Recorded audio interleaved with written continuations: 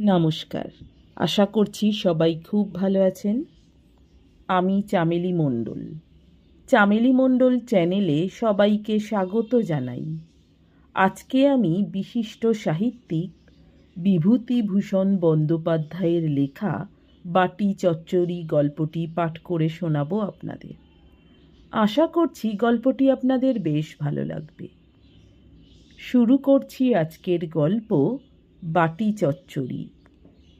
সংসারটা এমন কিছু বড় নয়, মাত্র দুটো মেয়ে মানুষ এবং একজন পুরুষের সমবায়ে গঠিত।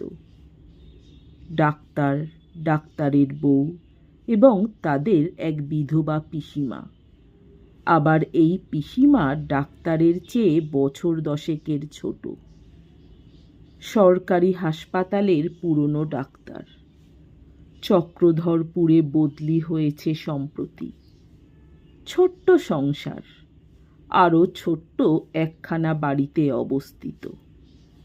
বেশ ভালোভাবেই চলছিল সুখে, শান্তিতে, হাসিতে ও আনন্দে।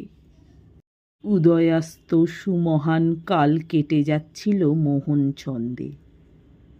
এহেন সময়ে ডাক্তার একখানা চিঠি পেল এই মর্মে, কলকাতা থেকে নাকি তার বাপের ছোট কাকার বড় ছেলের রুগ্ন বধূ আসছে তার শরীরের ক্ষতিপূরণ করতে এই পাহাড়ের দেশে। অলকার স্বামী ডাক্তারের চেয়ে অনেক ছোট। প্রস্তাবনাটা পিসিমার কাছে উত্থাপিত হলে তো সে প্রতিবাদ করলে। বেশ, আসুক ছোট বৌদি, আমি কলকাতায় যাব, এখানে থাকতে পারবো না। ডাক্তার প্রতিবাদ করলে, তাহলে এখানে দিন চলবে কি করে? সে আমি কি জানি ভাইপো। পিসিমা ওই বলেই ডাক্তারকে সম্বোধন করে। কিন্তু বৌমা আসছেন, রোগা মানুষ, তাকে দিয়ে তো আর সংসারের কাজ করানো যাবে না। আর তোমাদের বউ তখন হয়ে পড়বে একা। ছেলেপিলে নিয়ে আর কদিক সামলাবে বলো? তাছাড়া কলকাতায় তো দেখছি মানুষের অভাব তেমন নেই। সুতরাং পিসিমাকে থেকে যেতে হলো। অলকার সঙ্গে তার আজ প্রায় 5 বছরের বিবাদ। সেই বিবাদের ঝাঁঝেই সে প্রতিবাদ করেছিল। তবে সে প্রতিবাদ টিকল না কিছুতেই ডাক্তারের প্রবল যুক্তির কাছে। ওদিকে অলকা এলো যথাসময়ে। দীর্ঘদিন ম্যালেরিয়ায় ভুগে ভুগে তার দেহের সক্রিয় কলকবজাগুলি অচল প্রায় হয়ে গেছে। শরীরের সে কান্তি বা শোভা নেই। মুখশ্রী হয়েছে কালিমা লিপ্ত। গায়ের হাড়গুলো এমনভাবে বার হয়ে পড়েছে যে তাদের এক একখানা করে গোনা যায় অক্লেশে। আসার পরদিন তো ডাক্তার পরীক্ষা করলে, দেখলে জীবনের আশা বড় কম। নিজের মৃত্যুর জন্যে সে নিজে দায়ী, কারণ সে মৃত্যু ডেকে এনেছে অযথা নিজের নির্বুদ্ধিতার ফলে এবং চিকিৎসার অভাবে। এমনকি এ কথা বললে হয়তো অত্যুক্তি হবে না যে সে ক্ষয়ে ক্ষয়ে নিঃশেষের পানে এগিয়ে যাচ্ছে ক্রমশ নিছক ভাইটামিনের অভাবে বা খাদ্যপ্রাণের অকিঞ্চিৎকরতায়। স্বামীর দীর্ঘদিনের বেকার অবস্থা রোগের আরেকটি কারণ বলা যেতে পারে। যা হোক, বৌমার চিকিৎসা এবার চলতে লাগলো যথাসাধ্য। কিন্তু সে চিকিৎসার কোনো সুফল ফলল না মাসখানেকের মধ্যেও। ডাক্তার হতাশ হয়ে মাথায় হাত দিয়ে বসল। তবু অলকার রোগ কমল না, পরন্তু বৃদ্ধি পেতে লাগলো একটু একটু করে দিন দিন, সকল চেষ্টাকে ব্যর্থ প্রতিপন্ন করে। অলকার নুন খাওয়া নিষেধ। কোনো এক রাজার মেয়ে নাকি তার বাপকে নুনের মতো ভালোবাসত। সুতরাং নুনের প্রয়োজনীয়তা কিংবা গুণ সামান্য নয়। তাই অলকা সচরাচর নুনহীন তরকারি খেত না। ডাক্তারের বউ আবার লোককে খাওয়াতে নাকি বড় ভালোবাসত। সুতরাং অলকার খাওয়ার কষ্ট দেখে তার করুণ মন ক্লিষ্ট হতো অত্যন্ত। অনেক বলে কয়ে সে স্বামীর কাছ থেকে বৌমার সামান্য একটু বাটি চচ্চড়ি খাবার অনুমতি পেয়েছিল এবং প্রতিদিন তার জন্যে একটা বাটি চচ্চড়ি করে দিত সযত্নে। সেদিন অনেকগুলো বিছানা পরিষ্কার করে উঠতেই ডাক্তারের বউয়ের বেশ বেলা হয়ে গেল। পিসিমা তাড়াতাড়ি স্নান করে এসে রান্না করতে বসল। আর বৌমা বাতায়ন পাশে বসে দূর আকাশের পানে তাকিয়ে দেখতে লাগল অপরূপ মেঘের খেলা। দূরে অতিকায় ধূমের মতো দাঁড়িয়ে আছে আকাশচুম্বী পর্বত। তার নিচে ইতস্তত বৃক্ষলতা শোভিত কালো বর্ণের ছোট ছোট পাহাড়, তাদের গায়ে লাল কাঁকড়ের বঙ্কিম পথরেখা। মনে হয় যেন কোন অচিন দেশে চলে গেছে পাহাড়ের বুক বয়ে। বৌমা অন্যমনস্ক হয়ে ভাবছিল। এমন সময় ডাক্তারের বউ ভিজে চুল মুছতে মুছতে এসে বললে, বৌমা, আজ কি দিয়ে দুধ সাবু খাবে? যা হোক দিয়ে খাবো এখন মা। কেন বাটি করতে দিলে না? থাকগে, কুটনো তো সব কোটা হয়ে গেছে। তা হোক, তুমি একটা বাটি করতে দাও মা। কথা শেষ করে ডাক্তারের বউ গৃহত্যাগ করে আর বৌমা উঠে যায় বাটি চচ্চড়ির কুটনো কুটতে। পিসিমা কড়ার ওপর মাছ দিয়ে একবার বাটির পানে তাকিয়ে নিল। তারপর বলি হ্যাঁ গো বৌদি, আমার গতরে কি এমন পোকা পড়েছে? বৌমা সবিস্ময়ে কয়, কেন ঠাকুরঝি? মুখোরা পিসিমা তখন ফেটে পড়লেন, আমি কি বাটির কুটনো কুটতে পারি না? না কুটলে হাতে পক্ষাঘাত হতো। তেজ করে আমায় একবার বলা হলো না। রোগ তো 12 মাস লেগেই আছে, তার আবার অত দেমাক কিসের? রুগ্ন বধূটির শুষ্ক নয়নদয় বিদীর্ণ করে ঝরে পড়ে অঝরে মুক্তার মতো অশ্রুকণা নিদারুণ ঘৃণায় ও বেদনায়। ননদের এই বাক্যবাণের সুতীব্র আঘাতে স্বামীর অর্থহীনতা এবং নিজের রোগের চিন্তায় তার সারা কোমল অন্তরাত্মা সহসা রিরি করে ওঠে। আর পিসিমার মুখে তখন যেন তুবড়িতে আগুন লেগেছে।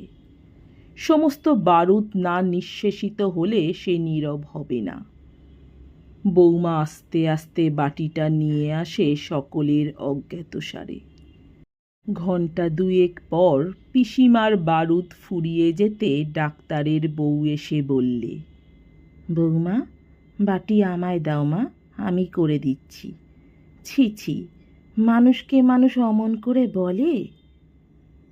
20 বছরের রোগশীর্ণ বধূটি আজ সারা হৃদয় মথিত করে কেঁদে ফেলল বিপুল বেদনায়।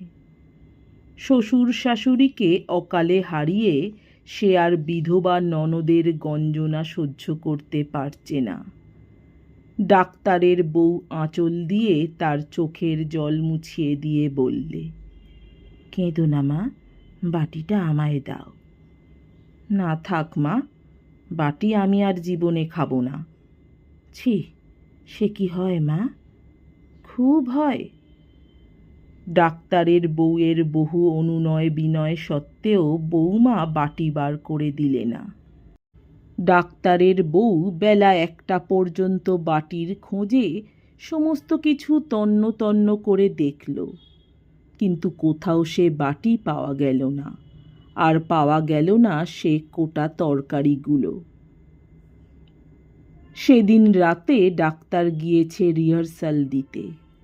এবার পূজায় নাকি ভারী ধুম করে থিয়েটার হবে। ডাক্তারের বউ মুখের মধ্যে অনেকগুলো এলাচ পুড়ে ছাড় পোকা মারতে বিছানা পাতি পাতি করে খোঁজে। এ তার নিত্যকার অভ্যাস। রাতে সে বড় একটা ঘুমোয় না।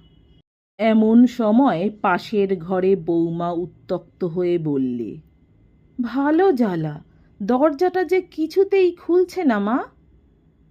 ডাক্তারের বউ আলো নিয়ে এগিয়ে এলো। কি হয়েছে বৌমা?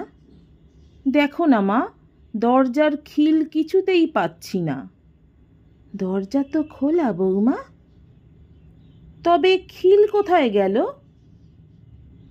ডাক্তারের বউ জানে যে তার জ্যাঠাইমা মৃত্যুর পূর্বে ওই রকম দিগ্ভ্রান্ত হয়ে গেছিল। বৌমার এই রহস্যজনক আচরণে সে রীতিমতো ভয় পেয়ে গেল।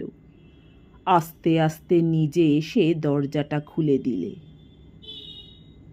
সামান্য পরে বৌমা বাইরে থেকে ফিরে এসে আবার নিজের বিছানায় শোয় এবং ডাক্তারের বউ মশা তাড়িয়ে পুনরায় মশারিটা গদির তলায় গুঁজে দেয়। তারপর কখন ঘুমিয়ে পড়ে জানে না। ডাক্তারের ডাকে ধড়মড় করে উঠে দরজা খুলে দিল। ডাক্তার বললে, যেন মোষ একেবারে, ঘুমে অচেতন। থাক, খুব হয়েছে। আধ ঘন্টা ধরে একজন ভদ্রলোক ডাকছে। সকালে অতগুলো কাঁথা তোষক কাচলে ও ভদ্রলোকেরও এই দশা হতো নিশ্চয়। ডাক্তার শুয়ে ঘুমিয়ে পড়ে। কতক্ষণ যে ঘুম ঘোরে কেটেছিল দুজনের তা হয়তো তারা জানে না। ডাক্তারের বউ সহসা সচেতন হলো স্বামীর আহ্বানে।